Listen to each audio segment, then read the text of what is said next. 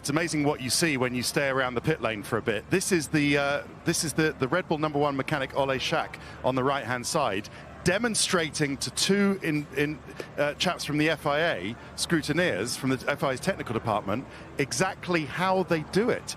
I never thought that they were actually going to be this open. So look, Ole Schack is actually showing how he puts the device into the footwell of the car once the driver is out, which adjusts the ride height of the front of the car. So part of this is for the FIA to actually understand how the device works in a little bit more depth, because this would have been today and yesterday would have been the first chance the FIA would have had to do it, and how they're going to measure it, perhaps with a seal, perhaps with any other form of measurement. What happens once qualifying begins, sprint qualifying, and the first Parc Ferme period begins later this afternoon, Austin time, in the evening in the UK.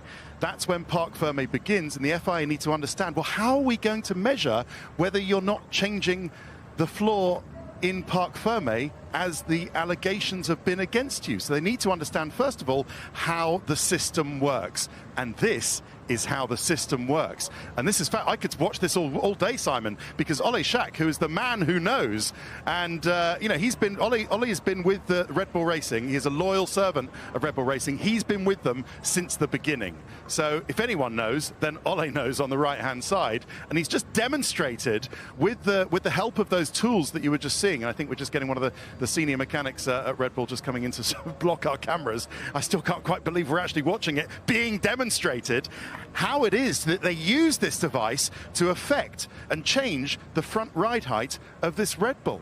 So absolutely fascinating scenes going on down here. So yeah, this is being well and truly understood by the FIA. Of course, Simon, Parc Ferme hasn't started yet, hasn't it? So they can adjust it up and down as much as they want at the moment. But once Parc Ferme does start, and that applies to the sprint qualifying as much to a Grand Prix qualifying as it would on a normal weekend, they can't change it. And this is the FIA in real time, understanding from Red Bull Racing how it's changed and how they're going to govern it going forward.